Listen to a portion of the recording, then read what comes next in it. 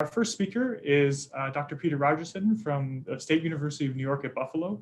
Got to get that right. I got my degree there, so I can't get it wrong. And he's going to start us off by talking about some of the ethical issues that arise with inference systems in geography, and I think with a particular emphasis on statistically based inferences. So Dr. Rogerson, I'll hand it off to you. Thank you. Okay, thanks very much, Peter. And I'd like to start by thanking you and the other organizers as well. And I'm going to start here by sharing my screen. And let's see. And then see if I can get it.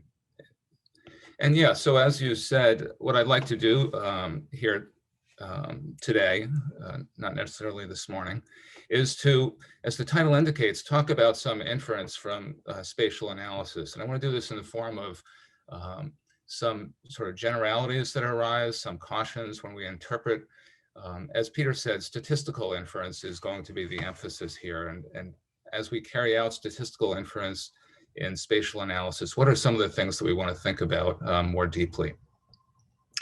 And I want to start with a kind of a well-known issue that arises in the mapping of rates. I've made here a map of the standardized mortality ratio for COVID-19. You see in the news all the time maps of COVID rates per 100,000 people. And it kind of makes sense to at least standardize them by age. That's number one.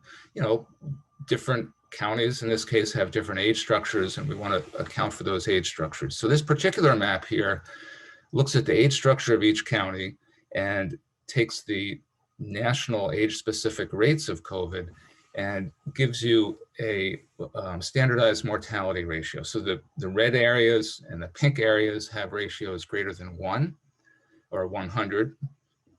And these are the areas that have more observations than you would expect.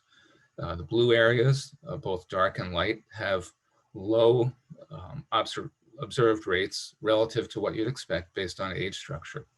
To the extent that there's a spatial pattern, you can see dark blue in the on the West Coast and in the Northeast, North Carolina. And most of the red and pink on the map seems to cluster a bit in the Midwest.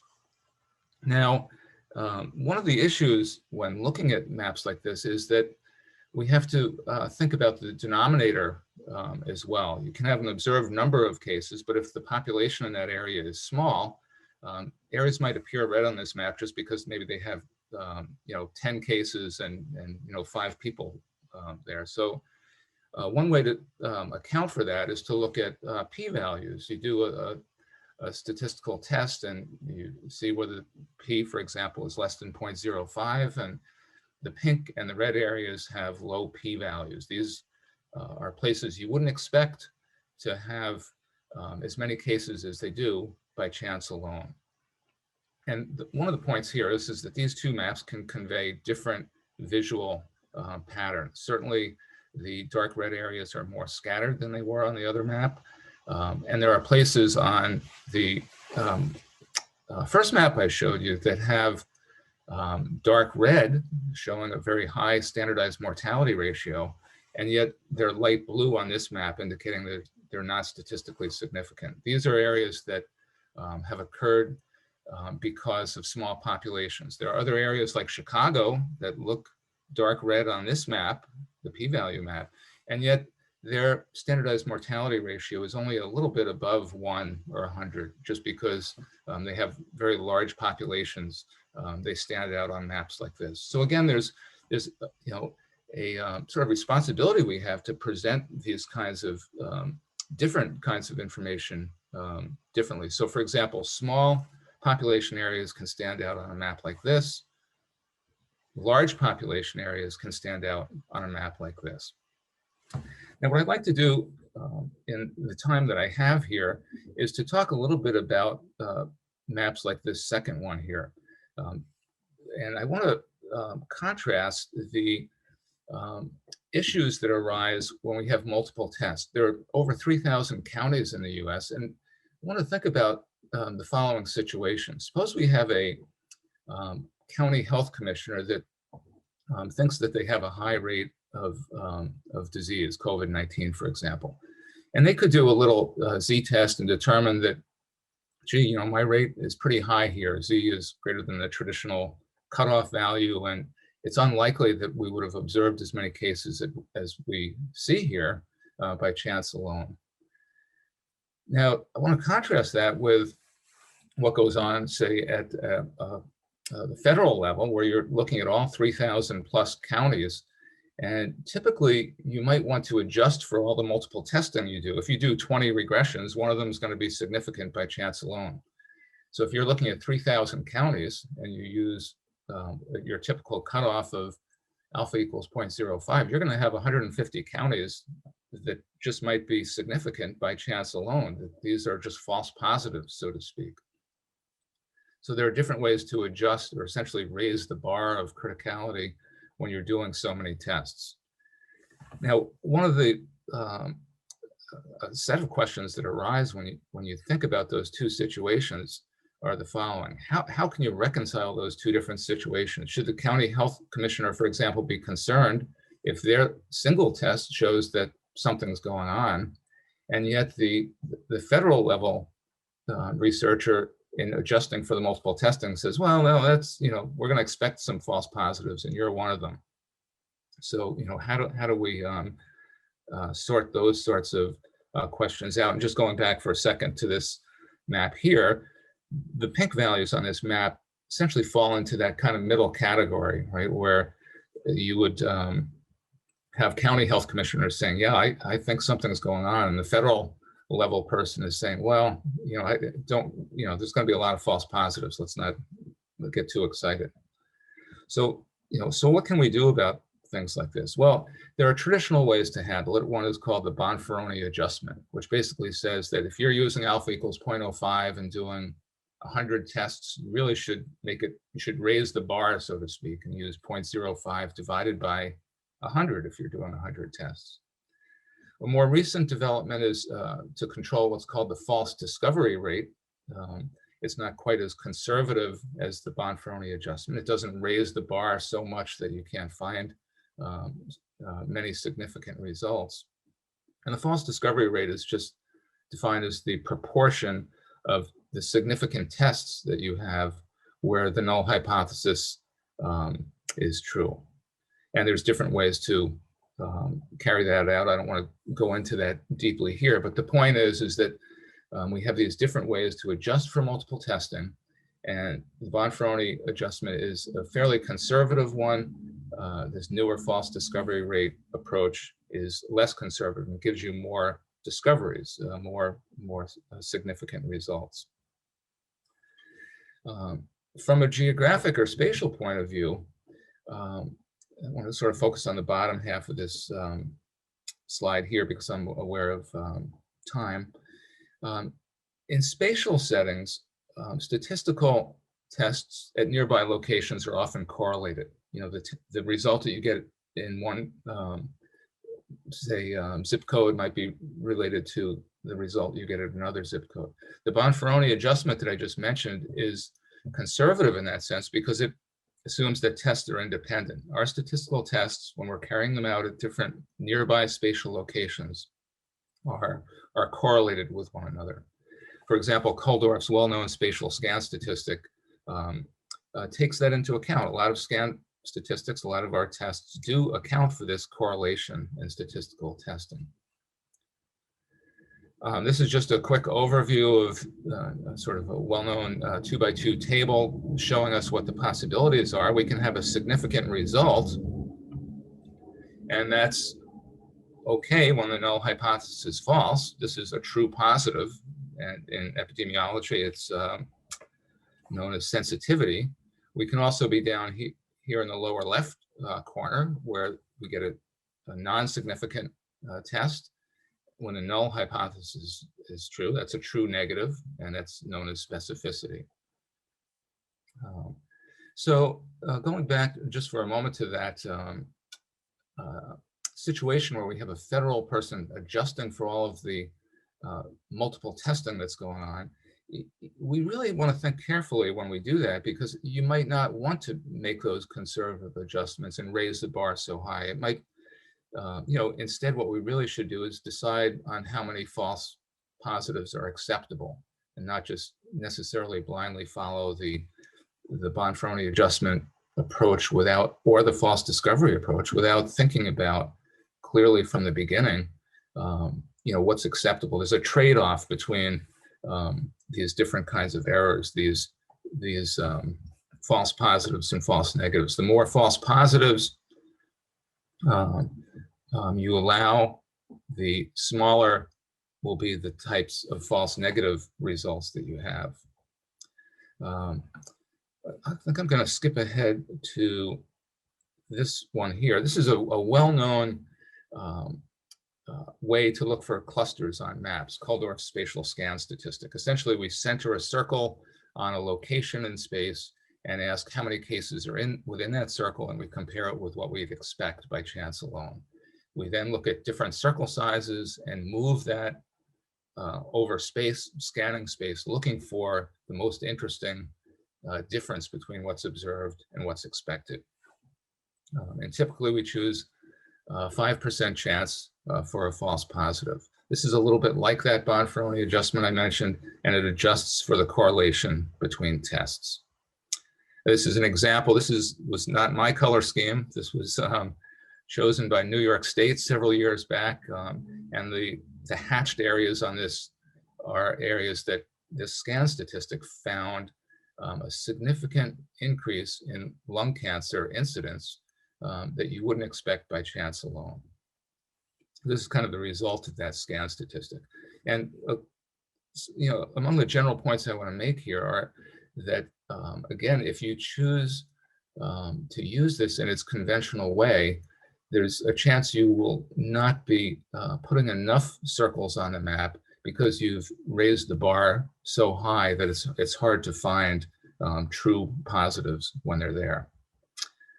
Now, a very important point that I want to make is that these tests and statistical tests often don't account for global spatial autocorrelation in the regional data. Tobler's first law says that observations in space tend to be related to one another. And these scan statistics, although they account for correlations in nearby statistical tests, they don't account for global autocorrelation in the regional data. All of that is sort of a big long sentence, but what it means is that, and the implication is that we have an increased chance of false positives, type 1 errors, where we'll say that there's a geographic cluster where in fact there's no raised incidence at all. So again, I think my more general point here is just that we need to be aware of implications like this, especially when we're looking at geographic or spatial data. So with global spatial autocorrelation, and local statistics can wrongly be shown or wrongly indicates significance when those clusters don't exist at all. They're just a result of Tobler's first law. And that same global spatial autocorrelation, that underlying tendency for near things to be alike, also makes it more difficult to find clusters, for example, when they do exist.